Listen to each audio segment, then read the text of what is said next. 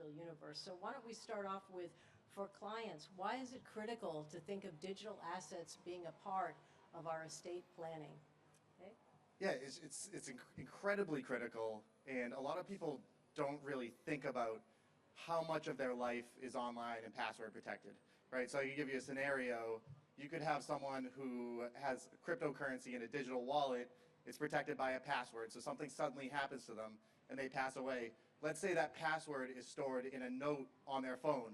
Well, the phone is locked, has a passcode, and then the note itself maybe has two-factor authorization that goes to an email account that also is password protected. So you can just see all the various minefields. If something happens to a client, is how is someone going to get access to either critical information or to assets? Yeah, and I'll add on to that a little bit. This is a budding challenge that we haven't faced in most of our lives. So think about who passed away the last decade. Reality is average age of somebody passing away was in their 80s, right? So what was going on was not a lot of people with digital assets were dying. We really didn't have laws and up-to-date estate documents for this until about the last 6 years. So there was something passed in 48 out of 50 states called RUFADA, Revised Uniform Fiduciary Access to Digital Asset Act. It rolls right off the tongue, really easy to remember. But that actually set the laws in 48 out of 50 states on how to pass these assets along. So it's not just crypto, it's your website, it's your company brand sometimes. You think about somebody like Mr. Beast and his YouTube channel generating hundreds of millions of dollars a year. It is a very valuable digital asset. Half the sessions here are talking about how to create digital brand and where is that value stored, how do you pass it along to somebody. And as we move into more biometric safety measures, also start thinking about that. Your thumb unlocks things, your eyes unlocks things, your face unlocks things. What happens when a client passes away and the only way to access their account is through a thumbprint? You're going to see people literally showing up to funeral homes, putting thumbs on the phones to unlock them, right? That's a very scary proposition right now. And it's just the technology hasn't caught up to the challenge here, really across the space when it comes to digital security. So how do we help clients share legacy access, and how do we start on this document chain to get clients what they need to pass on digital assets? Yeah, so I mean, I've looked at thousands and thousands of estate plans, and even though now, life is so digitized, it's not all that long ago that the concept of digital assets wasn't really a thing. So estate plans didn't have them included, 10, 15, 20 years ago. So a lot of your clients, maybe even most of your clients, do not have specific provisions in the documents to cover digital assets. So it's just really critical that they have those in their wills, powers of attorney, revocable trusts to help provide access. But it's not just that, because a lot of the providers themselves, the platforms, call it Facebook, LinkedIn, they have their own methods to provide access if something happens, to be able to have a legacy, to be able to access the platform. Because remember, when you sign up for these social media accounts and other types of online accounts, you're accepting their terms of service. And so if you just provide them with the password, they might not be allowed under the terms of service to actually go in and access it. So you have to make sure that not only are you organized and providing a method for them to reach the asset, but also it's a legal method that they're accessing it in a way that they're permitted to.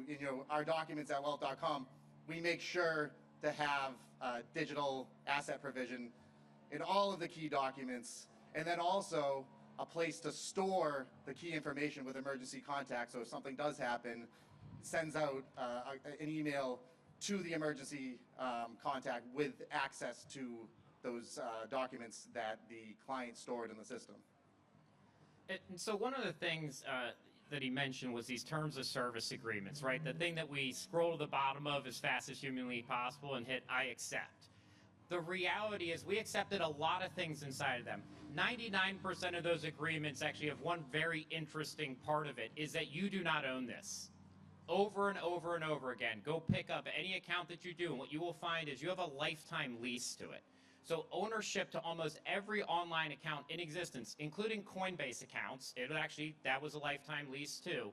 You do not have access or ownership of the account. iTunes, same thing. Google, Facebook, you have a lifetime lease to use this. So as soon as you pass away, you can't leave that actual account in most situations to your heirs. That ends, right? That's just a contract you agreed on ownership terms. There is nothing that your will, your trust, or the law can change about ownership.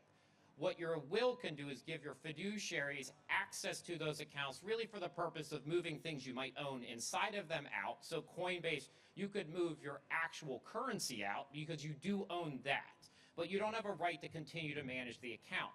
Most cases, that ability to wrap up is totally fine, right? It works if you have, emails, you have a right to the copyright of the emails, although that's a murky area because, like, what is an email outside of copyright law? It's very complex. But then think about something like you're building a brand, you set up a personal Twitter account, you set up a podcast, it's not under a company domain, and you die. You agreed in all those situations, your right to that account ends. So for clients who are building, right, valuable online assets that are more brand related, you really do want to make sure that those are set up in the right type of instrument when they're set up. Businesses do mess up on this. In our space, I did an acquisition one time where a company had set up access in the individual owner's name. When we did the acquisition of the firm, it actually couldn't come along, and we had a lot of data issues there because the place was like, well, it's great you bought the firm, but this individual set that up. That happens a lot with business owners, right? And that's like improper ownership issues, but that shows up a lot here because of the fact that almost every online account that we have, we do not own. And that's shocking to people. I'll come back to this one later because I've been talking for a while. But there's a relevant story around that, and Bruce Willis right now, who's kind of in the news. I already started, so I'll just say it. But he got ready to sue Apple about a decade ago because he spent $600,000 buying iTunes movies and songs. And his notion was, I own those, just like a CD or a movie.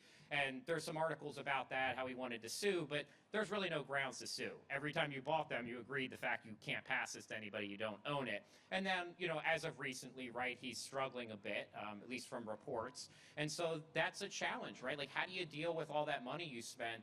iTunes is interesting too. Unused credits and balances forfeit upon your death inside there. So if you put thousands of dollars in there as a credit, you die, those forfeit. Same thing with airline miles and credit card points. FCC is investigating them currently because they actually discount that down, assuming a lot of people will die and not use them. So where would you start conversations with clients? Would you start by introducing them to some of these legal terms, what they need to do for their main accounts? How do things get going without being overwhelming for a client? I mean, I just think awareness, it's something that just in everyday life we're just not thinking about at all. It's just second nature to us.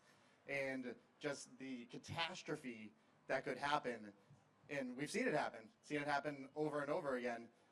You've seen the reports, someone has a crypto wallet with, $12 million in it, and, there's one password try left, and the person's died or is incapacitated and they can't get access to it. So it's just at least introducing the concept to understand it. Because the other thing is we keep talking about gaining access, being able to make sure there's streamlined access to these accounts. I mean, let's be honest, there's cases where people don't want them to access it when you pass away. Give it certain social media accounts. They might want to have a kill switch on that so that when they pass away, someone else isn't going to be able to go through everything. And usually that's something that you could go through the online provider to set that up. Yeah, gambling accounts, that's definitely one too. Family members might not know about them. When the person passes away, they want their digital fiduciary to shut that down.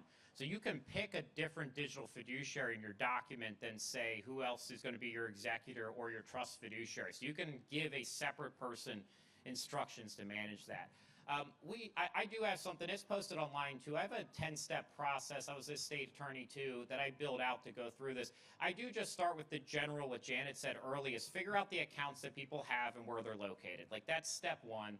Step two is always prioritize them. Some of them don't matter. I used to play Candy Crush. I assume I have a Candy Crush account that exists. It is not important whether my Candy Crush account outsurvives me forever, right? I didn't tie anything interesting to it. but does something have your credit card information in it, like a Home Depot account? You actually should shut that down after you die. Do you have something where you have all your personal identifiable information in there, even though maybe you closed out most of the assets in it and you ended up with a rollover and there's $1 there because it kicked out that distribution later and but you didn't shut it down. But you really should shut that down. Somebody should shut that down for you after you pass away. So is there value there, right? Where are the accounts? The challenge of tracking all this today, you can try different things. Our online password managers, how many people use those today in the audience? Who thinks they have the most number of accounts in there? I always like to ask that. I did one on Friday, 810 in the room had the most in that one. Anyone have more than 810 here? No? Okay. But that's a lot of accounts, and probably 300 of them actually need some type of management after you pass away. So go through that and then figure out if there's value or risk associated with any of them. And so risk could be the sense of it's a business asset that is held outside. Maybe you run all your payroll through QuickBooks and the owner or one person's the only one with the login information. What happens when they pass away? All of a sudden your entire payroll system could be down for weeks, months, 6 months, and really hard to make bill payments or anything else. That's a huge risk to me, not just in death, but in incapacity planning too. So having a power of attorney that allows for access as the person becomes incapacitated, another really important thing. In most states, unless you specifically mention digital assets in the language, they have no access to it. So all assets does not work. So a lot of people say, well, my document says my fiduciary has access to all my assets in case I become incapacitated. In most states, that does absolutely nothing for digital assets. It's treated as a hot power in most states, so unless it's specifically in the document, it does not exist. So where do we get started in terms of passwords? Should advisors be helping clients to not only track the websites or the accounts, but also the passwords and the extra codes? How does that get organized? And again, where would you start with a client? Yeah, I mean, two things with that. I mean, number one is getting them in front of some of these online tools in vaults to store sensitive information so that if something happens, it's in a secure place, but there's an emergency contact who's going to be able to access it in the event of death or incapacity. And in how they gain access to that, it could be through a doctor's letter, it could be through a death certificate, but some way to access it. But also, I mean, I know we're up here talking about digital assets. Physical documents still matter in a lot of circumstances because remember, with estate plans, whether it be wills, revocable trusts, powers of attorney, a lot of the time that actual physical document with a wet signature is going to be an important document, especially when it comes to wills, because most, if not all states, aren't going to accept a copy, or they're not going to let you email in the will to have it probated. You have to have the physical document. So you already should be having a safe, right? Should have a physical place where someone knows the combination to be able to get into their physical documents. And that's another place where you can have a printout with all of these different passwords and important information of where to find things, because we're talking about the issue of digital access. Well, if your passwords and everything are stored in some kind of digital medium and now they don't have access to that, that could be an issue too. Yeah, and the one thing, I just don't think there's a perfect answer to this yet. Online password managers are functional. They're becoming more and more safe. However, the largest one in existence did get hacked, right? And you think about that like traditional banks. Why did bank robbers go rob banks? It's because where all the money was. Why are people going to try to hack password managers? Because it's where all your passwords are, right? Like they immediately became the main targets for security breaches. So that is a big concern as you start to use those. I will say most estate planning attorneys, if they're in this space, will still say almost approach it more like cold storage, where you have a flash drive, you put it on that, and it's off the computer. If you store it in an Excel file on the computer, it's a very unsafe place to keep it. Again, can your spouse get into that? All those issues. So I think writing them down and putting them in a vault doesn't work because we change our passwords like every other day. So that's a challenge. So mostly you're going to need to know like the email one. You can reset a lot of passwords. Those types of things are important too. But that's why that ordering is so important. If I can't get into the person's email, right, or their phone, you're out of 90% of the access, right? And you're just not going to get it. And it's almost impossible to hack into an iPhone. It's illegal too, even if you send it off to somebody to do it. And most of your terms of service agreement actually say you can't share your passwords and usernames with anyone. I don't know if I call it a gray area. It's an unlitigated area of the law today, where federal law would actually say that's a breach of the Federal Computer Security Act. I think that's the right one at the federal level, because essentially you're sharing access points in violation of a contract that you have with your term provider by sharing that. And nobody's really suing anybody over this, but it's a very interesting area. It's like every time we share those passwords and usernames with somebody, we are probably violating federal law in a very functional manner. But like Apple doesn't care, they're not suing you. Federal government's not chasing people down. But it is a technical violation. So that's when I say, like, there's not a perfect answer here, because some of the solutions aren't legal, right, from a factual standpoint. So if you tried to enforce that in a court or a probate hearing, they'd be like, well, you can't do that because it's not legal, so they can't force things that, aren't following the letter of the law. Are we okay on time? Could I ask another question? 51 seconds. Okay, awesome. We talked about the Apple legacy asset form that folks can fill out. Is there another easy step that comes to mind that could be done by anyone here, an advisor, client, pretty quick, like that Apple form?